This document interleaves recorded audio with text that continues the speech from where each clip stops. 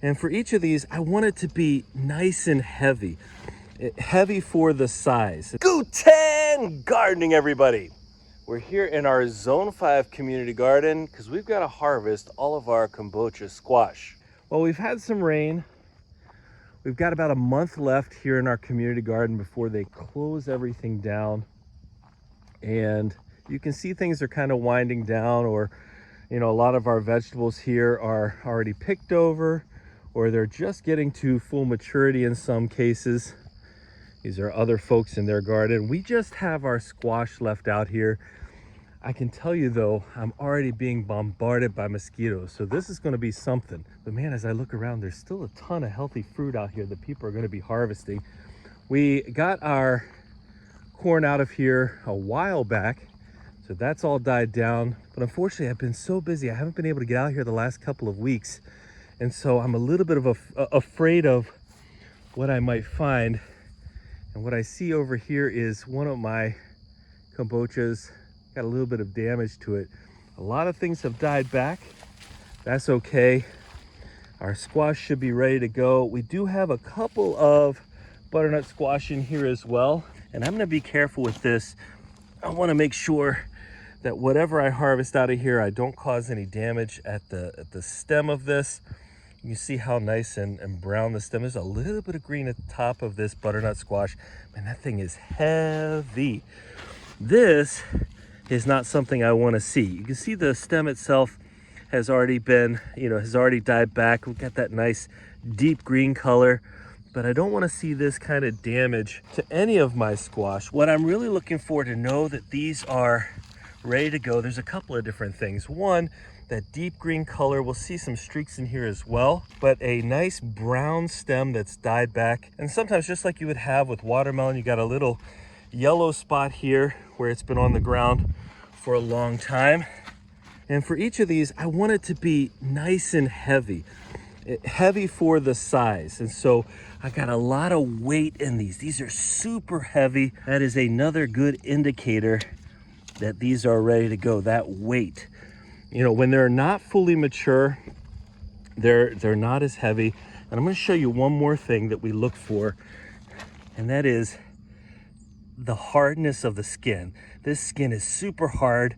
This is all going to be ready to be start that process of curing. Now, I said I haven't been able to get out here for a while. If I look closely right here, you can see some rabbit droppings. So rabbits clearly got in here, and I don't know if that's what caused the damage here or opened up this particular plant.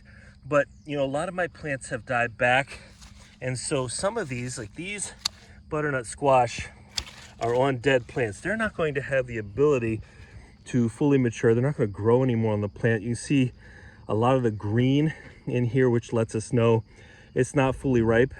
These are still edible. I can still cure them a bit. They're not going to be as sweet or as delicious from my point of view as a fully mature plant or a fully mature fruit. Now, I am going to be digging through some weeds out here. I mentioned I haven't gotten out here in some time, which is so often the case, unfortunately. I really want to get out here more often, and I just get so busy at home. So, I put down the black plastic, did my best to prevent as many weeds as possible. Eventually, typically, they show up anyway. But the fact that I'm seeing all of this, even with that being the case, I'm still seeing lots of really nice squash in here. And, I would say that pre-work of laying down whatever I could lay down in terms of plastic to prevent as many weeds as possible means that I'm still getting a good number of squash out of here. I'm also seeing some squash bugs in here that if they had a little bit more time, I think they would be really attacking. They're kind of lying around here. And I feel like I'm rushing. To be honest with you, I kind of am. I don't have a ton of time today, unfortunately. So this harvest is definitely a quick harvest. If I had more time, I would love it. But I'm rushing through, trying to get all these out of here. It's a busy time of year. When you have a whole bunch of harvesting going on, as is the, this time of year, certainly here in Zone 5, Wisconsin. This is a busy harvest time. As that busy harvest time is happening, sometimes the harvest feels a little bit rushed. I have about an hour to try to take care of all of this morning. And so that's what I'm doing, getting out, bringing in my squash. We have to give it time to cure. Now, for those of you who have never watched our video on curing winter squash, I'll put a link to that in the description. It's a really good video, an important video when it comes to longer term storage for your squash. We got a little bit of disease here, it looks like, on this particular butternut squash. To be honest, it's still edible. That's not a problem for me, but this is where we're at so far with our harvest. We're getting this, oh man, I'm trying to clear off the mosquitoes while I'm talking.